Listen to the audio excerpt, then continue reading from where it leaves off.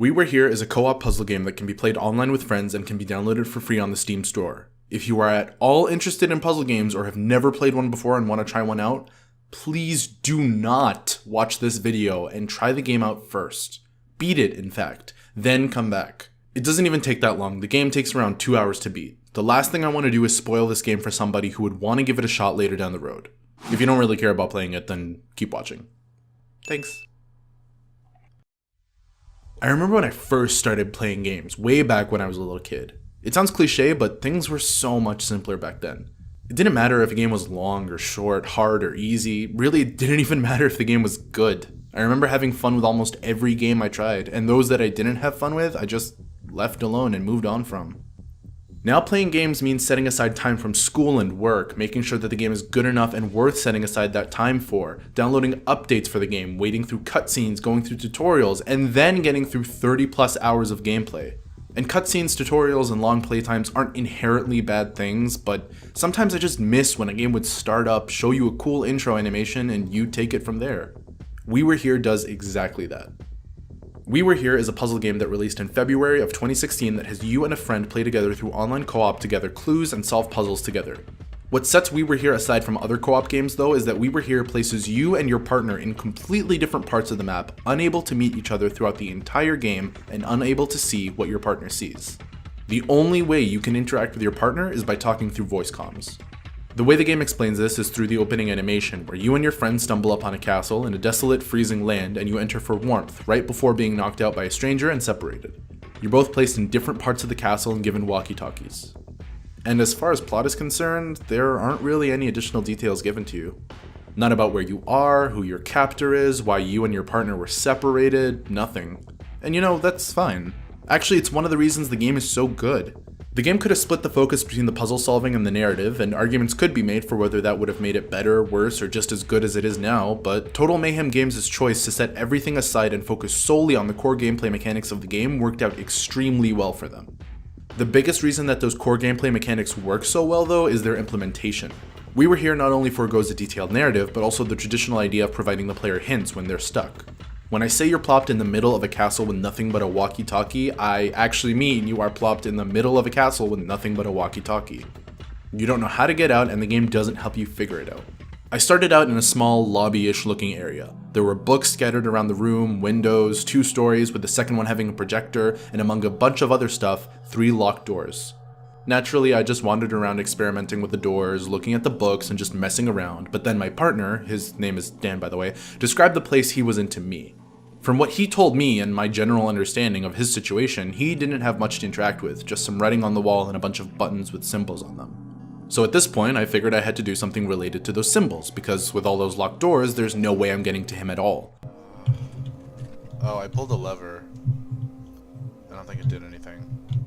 It was also clear at this point that this wasn't going to be some sort of race between the two of us, but that we had to work together to get ourselves out of the prisons we were in.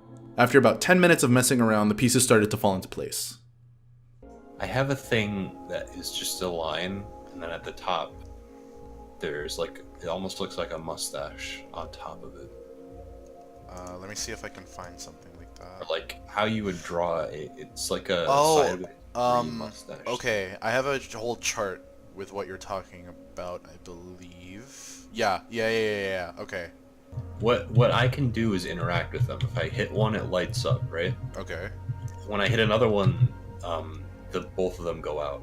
Okay. So it's almost like it wants me to either match them or get them all in the right order. Okay. No. I don't know, because there's like a whole list of these. Well, I guess, okay, whatever. The only other thing in this room is there's like blood on the wall that says the answer lies. Oh, I have something that is in blood and says between the eyes. So we're on the right track, because these are between the eyes. Yeah. Okay, try the M and then the N. Yeah. Try. Oh, that one registered. Oh, okay.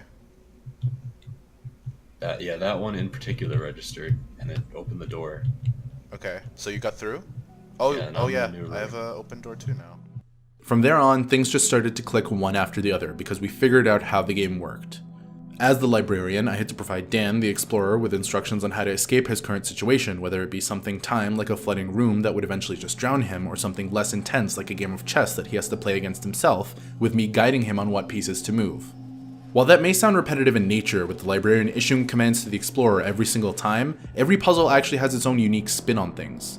The game isn't formulaic in the sense that the librarian and explorer are always doing the same thing every puzzle, since it sort of reboots itself after every single one. After every puzzle, you're provided a new set of materials and items to use to help you clue in on how to proceed. It's helpful that with every puzzle, the set of items you used are eliminated from the pool of items in the castle, because, you won't actually have to use them anymore, but even then there are rooms with levers, valve wheels, maps, pictures of animals? And the role of the librarian isn't strictly confined to guiding the explorer, because if anything, the librarian can't help at all without knowing what the explorer needs and where he or she is. Then the librarian has to use their thinking and observational skills to determine what items around them can be used to guide the explorer through their situation. What's really interesting is that for the last puzzle, the tables are turned with the librarian being out in the open with the threat of dying should the puzzle not be solved on time, and the explorer is in the back of the room pulling switches and levers to try to save the librarian. So you actually get to see how the other player has been handling things the whole time and have to apply your own skills to that sort of situation in order to complete the game. And complete the game you do. Once that puzzle was complete, we were dropped into the same hallway, finally able to see each other, and the exit was right in front of us. But only one of us could leave. Okay, I have to step on this thing so that I can let you out. Oh, can only one. Yeah.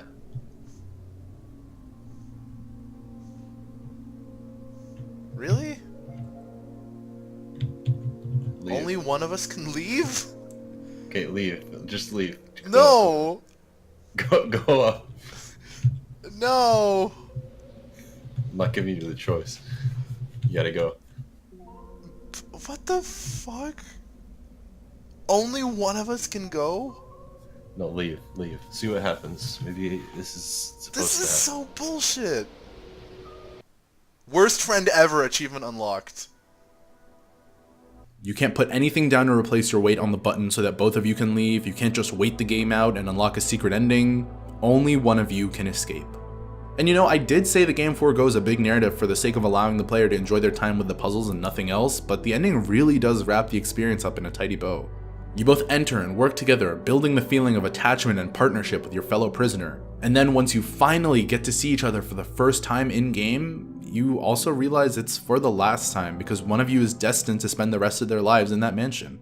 And speaking from personal experience, what made this even more impactful was the fact that I was so obsessed with gathering clues and solving puzzles at the time that it took a while to dawn on me that this wasn't a puzzle, it was a choice I had to make.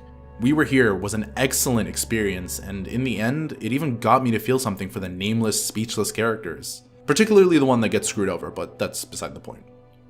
The game only really takes an hour and a half to 2 hours, so it's not a game you can sink hours after hours into, but it's still worth the experience. Also, it's free, so really why not just give it a shot? A free online co-op game that lasts an hour and a half. Some single player games that are that long go for like $40 nowadays, so that's more than a steal in my book. It's a game that you can pick up for the first time and finish in one sitting with a friend nonetheless. In a time where games brag about open worlds and 40+ hour playtimes, I think that the length of We Were Here and the overall simplicity of the game is a nice needed break from all that. I know that there's a sequel going for $15 right now, and I want to give it a shot someday, especially since I got it on sale for less than that, so hopefully you'll hear my thoughts on that game too one day, and hopefully it lives up to the expectations set by what came before it. Until then, thank you for watching, and I'll see you all next time.